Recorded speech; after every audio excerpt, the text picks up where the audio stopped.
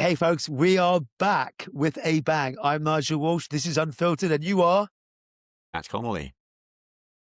You are more excited than that, Matt Connolly. You are? I feel like it's like the being on stage. I am Matt Connolly. Hello, Nigel Walsh. How are you? I'm very good. I am pleased to be back recording with you. As always, we spent the last hour chit-chatting and working out what's right and wrong with the Yeah, and I'm world. going to go to another meeting in 3 minutes. And now, in 3 minutes probably. So can we do this really, really quickly? No, I'm good. It's been a tough week, as you know, but I'm pleased to be back. And I'm pleased the sun is out, summer's coming. Like, it's that time of year, right? Yeah, What it about is. you? It's yeah, nice to have you back, mate. Nice to have you back, and we'll go gentle on you this week. Yeah, it is. It's a lovely time of year. It's that time of year where the world or the year changes, right? And it's one of those where, so it's my boy's birthday on Thursday, and it's that kind of, the buds are out, like things start afresh, new chapters, doors close. It's that kind of, yeah. I don't know. It's that type I of year. love it. Mate, I am good. I am good. Back in the UK. How's the training going? Because you've got a high rocks, like you're going to push a microphone down a sled aisle, right? That's exactly what I'm going to be doing. Mate, the training's going great. I am fit, strong, avoiding injury, the right weight, all of these good things that, so I've got Cardiff next week, and then I'm in Barcelona, and then I am in Sweden in June for the World Champs. Awesome, right? That's What awesome. a few weeks. That But is awesome. it's less than 10 weeks. It's like, I think Sweden is maybe 9 weeks away. It's also the London Crikey. Marathon this weekend. I got loads of friends doing the marathon. I'm sitting there going, oh, and I got the email this morning going, the ballot opens on Friday for next year. And of course, there's rumours that it might be 2 days, not 1 day, which is quite exciting, given Yeah, that'd be it's cool, wouldn't it? 50,000 people a day. Have you done the London Marathon? You I've did not New York, done right? London. I did New York, but London was on my list to go do. I'd love to go do it. If I can get my running back in the right order, I'd like to go do it. And obviously my spelt new shape, my knees are getting better, I'm back in training. It all feels like the physio's working. It's funny if you follow the instructions in the manual and do the things that they tell you to get stronger and more mobile and whatever else. It's funny how, dare I say, it kind of works. And it's all the basics, isn't it? Yeah, it is all the basics. It's amazing. But I think it's also more important as we get older. Some more than others, and but it's really simple stuff. But it's very easy in the life that we lead not to follow that. And like even yesterday, right? So yesterday I needed to be in York for a meeting. That was a 4-hour meeting, and actually it's 4 hours to drive up there from Bristol, 4 hours to drive there from home. Back home. And that is your whole day out. You're not going to get any training in. And we arrived, and our client was like, "Should we go and get lunch?" And then we went straight into a kebab house. So you're basically sat on your backside all day and then eating all day and then back again.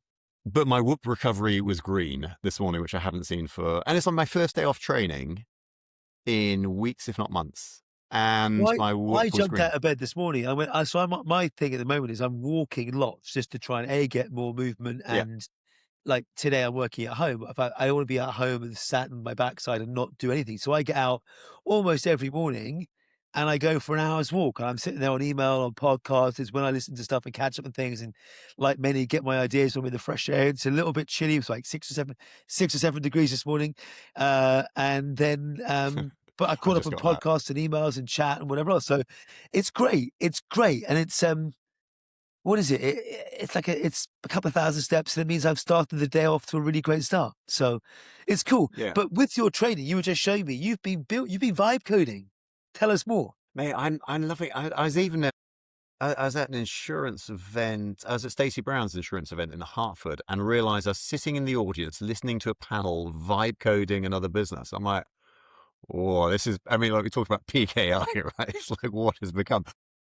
So I am building higher IQ. The High Rock specific, all right? And apologies in advance for all those High Rock. Just tell us what High Rock stands for, given that you and I have both done one together. What's it? Oh, what is it? It's I want to say hybrid something. Hybrid rock stars. Is that what it is? There we go. Hybrid rock there stars. we go. Oh, I guess you're the young, handsome rock star that's aging carefully. I'm the balding old guy, right? Is that what it is? Who's got more hair on his face now than on his head? which is something. But mate, so yeah, so as I've said on this pod, I have been plugging into my data more than ever. When I talk about my data, my Strava data, my Apple Health, my whatever it be, pulling all of that and then building training programs on top of that, as well as nutrition programs, right? And I've been using AI to help that, and then this constant daily update. And there's like, again, it's just one of those, if I'm sure I'm not the only person, right? I've got a group of mates who all do this, who all are leaning into the way I've been doing it and following suit. And I'm like, let's build an intelligent kind of platform that pulls all of the training data that I have, all of the race data that I have out there through the Hyrox kind of interfaces, and then brings that together and predicts the time I'm going to get for my next race. So am I benchmarking, like showing improvement, showing decline, and where do I need to apply focus? And I think it's just a really interesting concept, right? And again, it's just one of those where, I mean, like we're doing it for our work, for our jobs, whether we're building CRMs or customer portals or recording meeting notes and all of the rest, right? But it's like, it's so easy to vibe code this. It's like, Claude or whatever will take you through step by step by step. I mean, it kind of is like, I don't see my wife and I don't see my kid. Aside of those two things, super cool. There's a couple of things here that are really standing out to me at the moment. And I think it's back to not just AI everywhere. So on one hand, my son's school has just launched hey, we're going to roll out Copilot to everyone. And I Interesting. feel like they're like, isn't that what we did 3 years ago or 2 years ago? Like all the kids there are vibe Yeah, coding, sure. doing something or whatever else, or playing Minecraft or running marathon like my son did as a bit of a numpty anyway. Like they're all doing different things and probably way further ahead. And I appreciate very much the guardrails and things that we need specifically as institutions where we teach them how to learn and whatever else. But your example, you've done one for health. I'm doing one for finance and wealth and all that sort of stuff to go help me on pensions and investments and savings and strategies. I've almost created like an AI IFA for myself based on me and my circumstance. It's But interesting. regardless of what you do, it's got me thinking a lot about the personalization of apps going forward. So, what will the App Store look like in 3 years or 5 years' time? Today, we log in and download Strava for fitness or a money manager or whatever else it might be. But I'm not going to say it's all people. Will there be a certain group of people that will just go, I'm just going to build it myself? I'm Yeah. going to build it Mate, for my very specific personalized needs. we talked about this right at the beginning when it is SaaS dead, right? And I genuinely believe empty SaaS, empty software that doesn't have that moat of data or connectivity, or even like feature set to a degree, but I think that's replicable. I think empty SaaS is disposable, right? And even this morning, I had a mate of mine who he owns a portfolio of houses, or has a portfolio of houses that he rents out, and he just wanted some intelligence on those, so he just built his own app effectively for it, right? And that will allow him to see occupancy, all of this stuff. And it's just like, and he just shared it with me. It's like, he's not a coder. He doesn't come from in an Yeah, innovation world. same. I'm He's an totally the same. actor, right? It's just The like absolutely incredible. But I love the whole piece about curiosity. Your point about SaaS in this week's newsletter, Jason Lemkin on 20VC with Roy O'Driscoll and Harry Zebin said, if an AI agent is only 60% as good as a standalone native AI tool, the company cannot charge for it. It must be bundled free of charge. So I think even the whole thing about moats is really interesting. What really is a moat? Is it the data? Is it agility? Is it the guardrails? Or is it a combination of those sorts of things? And there was another article I had a few weeks back that said the moat that you have today is just a slow fade and over time will disappear. So again, I think it's different if you're a 10-person company to a 100-person company to a 100,000-person company. What you don't want is 100,000 people vibe coding everything individually and having no control. So Yeah, yeah, I think yeah, there's a time and place, or there's a thing for all of these. There's a space for all of these things, but none of us are going to plug out ServiceNow or Salesforce or SAP or Oracle or any of these work there, any of these more incumbent SaaS type platforms that run organizations at scale. There yeah, will sure. be things around the edges that you'll bolt on, you'll plug in, that you'll do things with, in my mind. And each of those platforms, of course, are adding more things into it day in, day out. Like I was looking at an insurance underwriting platform just yesterday that was doing really, really cool things. And the first thing they've got it done is integrate a Guidewire, which makes total sense because that's where people live and play Yeah, today. yeah, So yeah, yeah. to make those things better, you've got to be able to connect to the things where people are. So I was listening it's to fascinating. two comments on that. I was listening to the Harry Stebbings 20 VC where he was interviewing, and I forget his name, but the founder of 11 Labs. And it's a brilliant man. And he was I forgot his talking name. I've got it about, open somewhere. yeah, and he was having a similar conversation, right? And he was talking about the ability to create like product, software, and all the rest. And he went on and on and on. But there was just a beautiful moment where he talked about, and companies will just create their own CRM. And then Harry asked him what CRM he uses. It was like Salesforce. It's just like, but again, because they just haven't had time to move away, right? But we also have to apply the common sense factor. Should we be should we be vibe coding something that we can get off the shelf that's good enough that won't move the needle on my business? So unless it's fundamentally going to change what we do, use the things that have had billions of dollars of investments to get them there in the first place. But do Yeah, no, things but where it will make a difference. vibe code you to solve problems that you can't otherwise solve, right? Yeah, If you I can pay take it. if you can $5 a month, but if you can't pay $5 a month, then yeah, vibe code it, right? Or, I think whatever it is. you're talking about the head of sales, Carlos Reyna. I'm halfway through it. So with the 11 Was Labs it? guy. Yeah, I think so. Was it? I thought it was the founder. I could be wrong. I could be wrong. He's Okay. also Oh no, speaking to he the other is. Yeah, person. he's chief revenue guy, right? Yeah, That's you're right. right. Yeah, Yeah, yeah. I really yeah, liked yeah, it. He's also got one this week coming up with Aaron Levy, a CEO of Box. And yeah. I He's brilliant. love Okay. Aaron's takes on enterprise software and AI and everything Yeah, else. me So too. I'm looking forward to that. I've not quite, I don't think it's out yet, but I'm looking forward to that. But the other one that you and I both listened to, we were talking to a minute ago on this week's newsletter for me, I'm sure you'll probably mention it as well, is Jake Paul.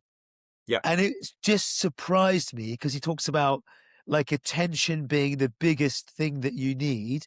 I guess you could almost go back to the very original Transformer white paper, and it is attention is all that you need. So it's a fascinating thing where they've gone, are you entertaining? Are you an influencer? Could you do this thing? And then how do you turn distribution into a business going forward? In the same way well, that Mr. Beast has now yeah. bought a bank and building out financial services products.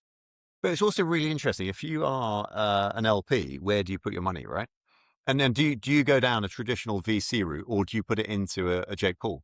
And I had no idea, apart from his fight with Anthony Joshua, the fact he was married, or sorry, he's dating uh, the No, Dutch, Danish, Dutch. yeah, is it Yes. ice He's skater, good. Yeah, yeah.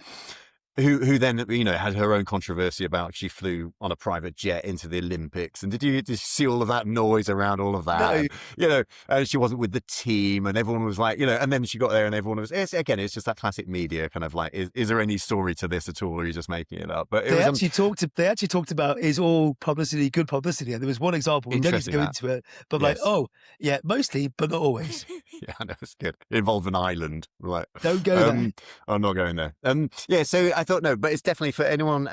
There's a lot of really interesting content in that interview, and I think it's well worth watch. But it was, and it was framed, and I think there's a real truth to it because I've been thinking about it a lot since. Can the VC model turn on its head, right? Or can it change entirely? And I think these guys who have this inordinate kind of audience and reach. So you talk about distribution, right? Because what is the value that a VC is bringing? And it's, yes, it's capital, but actually it's a bunch of connections. And this is what he highlighted, right?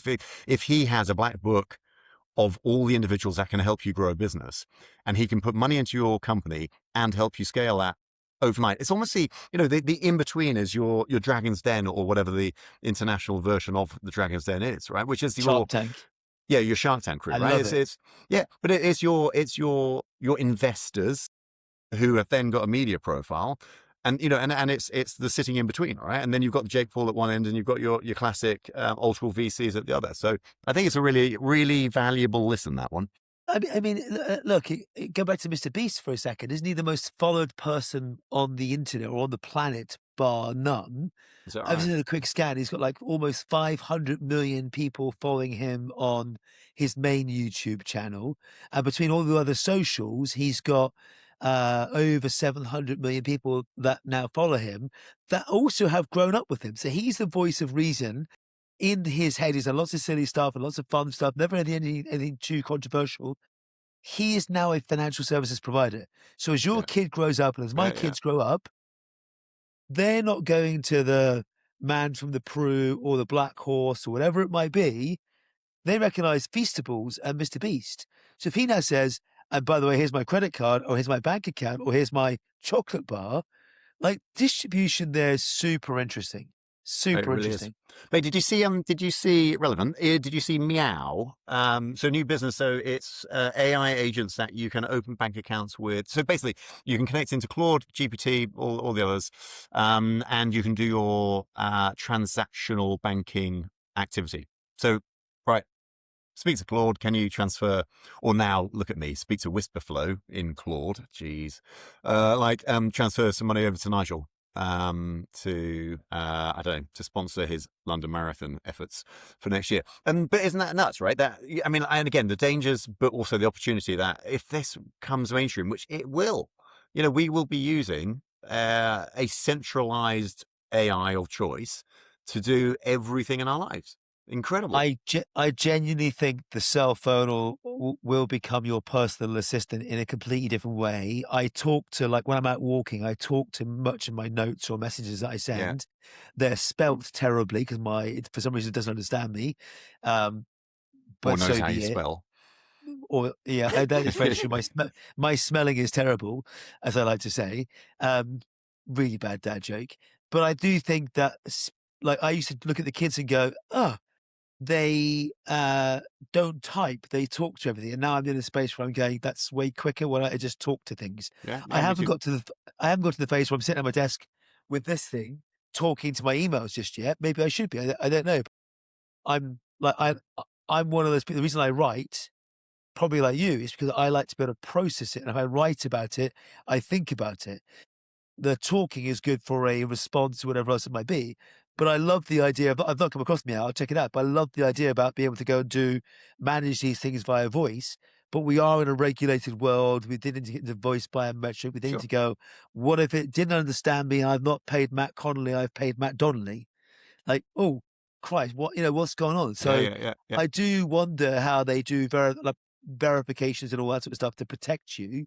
But I love that idea. So but we're back to the point of, we're giving people more and more things that are bringing the services closer to you. The other thing I like about that point, though, is I think the new UX will be AI. The new user experience isn't your iPhone screen Yeah, or Android screen or desktop. Actually, everything's going to be conversational. We saw all the insurance companies pile into chat GPT apps. Virgin Atlantic just did one, I think yesterday or day before yesterday. They will become the user experience. In that race, you've got Claude going into the enterprise and winning that space very, very well. You've got OpenAI with 800 million daily active users or active users on the consumer side, but I'm not sure how those things are weighing up. And then you've got Gemini that I still think wins the race, but maybe I'm mm. just a ex-Google or a Zoogla fan because I was inside the tent for a while. Maybe, but but it's fascinating, right? But all of this space is. So I remember having a conversation with Shwetank from Leo Capital, also behind India's InsurTech Association, but like a sort of British Indian guy. He's a really successful founder who's gone into VC. And he talked about this was last year, talking about their focus on voice technology as from a portfolio perspective. That's like interesting. Think about it. The more robotics kind of surfaces in my world, Yeah, and yeah. it's important to our clients, and then this kind of changing AI plus robotics plus what is the interface to these guys? It's going to be voice, right? As well. It's just like But you actually see, bring all of that together. It's like, it's the evolution of those. Robotics has been around for such a long time, and they're now saying more and more things. Back to fitness, though, you saw in China that a robot ran and beat the half marathon time. sure, yeah. I It's saw that. like, it's Yeah, just pretty cool. Like, I'm giving away all my secrets from this weekend's newsletter, but yeah, that's really, really cool. I like the idea of Meow. I'm going to go check it out. cool. The other thing that you mentioned, though, that I think is interesting is we need space to play. Like, we Hmm. need to give people the capability to go, and we've mentioned this before. I think Angela Strange said it. If you're Hmm. not spending an hour a day doing stuff, learning, being curious and playing, how are we going to shape or understand what the future looks like? So if you're not doing an hour a day, you're falling behind. I was chatting with a customer last night. He was in exactly the same space. He's like, I go home and spend 3 hours like you, like me, just doing stuff on these, like in between the day job or whatever else. Like it is the day job. It's going Yeah. to learn these things. It's super cool. I think that's curiosity, isn't it? I think play might be the wrong word. I think it's it's experimentation. It's learning. Like, and again, I've, as I said to you earlier, I've employed tens, if not hundreds, of developers, technologists over the years, since I was a young man, and then in different worlds, right? But I've never got under the skin with what and how they actually work, right? And now suddenly I'm setting up SQL databases, or I'm kind of like, I don't know, I'm prompting my terminal to do. I'm like, oh my God, I don't like. I'm being instructed by AI on how to do things, but it's helped me understand it more than I ever have. Just, Completely agree. and also Well, you've therefore got understanding like what is feasible, how fast things are, where opportunities exist, and how just bringing stuff to market. I love that context, to the extent that I had, I was saying, right at the beginning, I had 8 hours in the car yesterday, hence no training. But I was there with Matt Ferguson, who is my managing partner, and we, I like, one message to him was, get vibe coding, right? Because it gives you an appreciation for, yeah, of course, our world and the changing world, but it's the what these startups, these scale-ups, or these tech companies are able to achieve in an instant, right? And if we set up or spin up a venture studio as a business, right, what can we achieve on behalf of our clients for those we're solutions that level we can't find elsewhere? we're like I keep saying it, we're raising the floor, not just the ceiling. So everyone's got Yeah, to come up. I do worry. Like I do still meet lots of people that have gone, I don't do that, or I'm not spending any time on it. And yeah, sure. and we are probably in the top one or early adopter stage, or top 5 or top 10%, maybe like we're around the top quartile somewhere. That never ending question of what we teach our kids. There was a good article that I shared as well last week from um, forgotten his name now, Keith Zai from Tiny Fish. So I always talk about creativity, curiosity, storytelling. They're Right. the three things that I think people should be Yeah, yeah. encouraging their children to do. He talked about imagination, taste, and grit. And I really like the three things. He goes into them in examples. He gave an example from James Dyson, who said, it took him 5,127 prototypes to get the bagless Hoover correct. Like that is grit. Like one of my favorite personal Yeah, yeah, quotes yeah. is passion may fuel your fire, but tenacity gets you to a destination. So you've got to have both. You and I love the industry, love insurance, love technology, love exercise and training. All these things are combining together. The reason I use the word play, if you go back to folks like, there's a whole lot of people. Charlie Kirsten wrote a book on some of this sort of stuff. He used to talk about Lego play and a bunch of others. Hmm. Was actually was David Attenborough said, we grow old because we forget to play.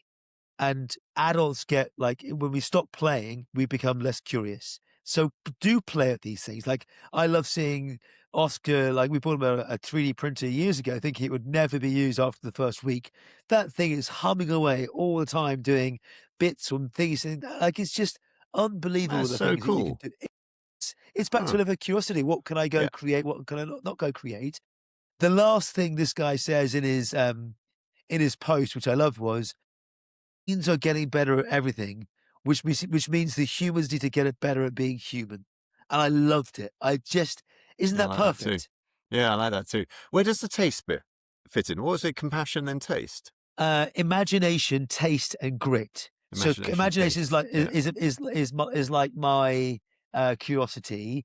Grit is like my tenacity. But taste, I've seen a few times come up. Like you will how do we put this? We will follow certain people on socials, or we'll go to certain restaurants Oh, I or see. certain things Okay. because Taste in I terms of know preference. Like, because I yeah. I follow Matt because I trust him. I know what you're doing. You've put the hours and energy in. Our friend Mark is really into sleep science and interesting things like that. And I'm sitting there going, I trust your opinion. Therefore, I think you've built a knowledge base or a credible knowledge base that allows me to develop my own thinking, whatever else. But there's things like interior design or um, food or wine or whatever your passion might be. you can go on and get a recommendation, but you can't get people's taste. And I really like the things that are so human that you can get an answer out of AI, but I'm not sure you get the same thing that you would expect from a sommelier or whatever else it might be. I mean, I feel you must have a dad joke about that as well somewhere. A familiar joke, right? Ooh, interesting. A couple of things. I had a brilliant, this, like classic overshare. Was I had a brilliant conversation. So as you do, right? You get invited to talk at different things and the rest. So there's an entrepreneur meetup in Bristol, which is run by a mate, and it's fantastic, right? Next generation through 70, 80 people, all actively up to their own, stuff, 20 to 30 age group. Brilliant. What a privilege to be invited to talk to this lot. And I was doing a whole talk about resilience. And then I got asked a question, and I was chatting to my old, my mum, who came down shortly after this event. And she's like, "What do you talk about?" And I was talking about resilience, right? And she was like, "Where'd you get your resilience?" I was like, "Well, it's a bit of a tricky one, because actually it's from my terrible childhood."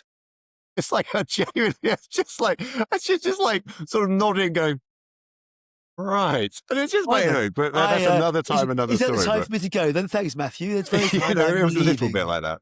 And then the other thing, David Attenborough is 100 years old this week or next or sometime soon. I have a friend who was invited to his 100th birthday. Isn't that awesome? I love him. I love his voice. Yeah, it's amazing. Like, I haven't watched yet. I've got it queued up to watch for my next trip, which is the show he did for the BBC on our natural environment at home. So what are the wildlife we've got in our gardens, wherever else? I'm just curious, but back to taste, where will we get that voice that's gone on for decades that we all trust with wildlife and sustainability and so much more? Where is it? As in, yeah, well, who's next through that? Well, yeah. So the chap I'm talking about is so he was a producer behind Blue Planet 2. So he's a good friend of mine. And he left the BBC and then joined Netflix and has so many brilliant stories. But he continues to push the wildlife documentaries and beyond. But he's a brilliant story of, he kept going to New York. He kept going to the US and back. Couldn't tell me who the narrator was. And then, on Netflix, I think it was the Parks program, and it was Barack Obama. He's been hanging out with, working with. No way. How brilliant. Anyway, another time for off the pod, but it's just so many brilliant stories we around just that. shared, like you just shared, or we collectively we've just shared, if dead or alive, who would you like to go to a dinner with? Right. On my list would be Barack Obama, and indeed David Attenborough. I would think they are amazing conversations and stories about what they've seen and experienced and so much more. But great humans, just great humans. Good taste, Nigel. I know we're coming up to time. We talked about mythos last week. I know Carolyn Hyde over at Bloomberg just shared a post talking about Anthropic's mythos now being accessed by unauthorized users. And her post was really interesting because it says what blows her mind is how the access seems to have been done in a relatively basic way by making educated guesses about the model's online location based on previous locations of other models. I'm like, ooh, that sounds interesting. But also terrifying, right? Yeah. If that is falling into wrong hands, well, that will be a story to follow. What's the week ahead got for you? Because I know we're going to speak again later this week, but what's the week ahead got for you? Just so an inordinate amount of writing up the last couple of days because I've been out of the office and moving stuff forward.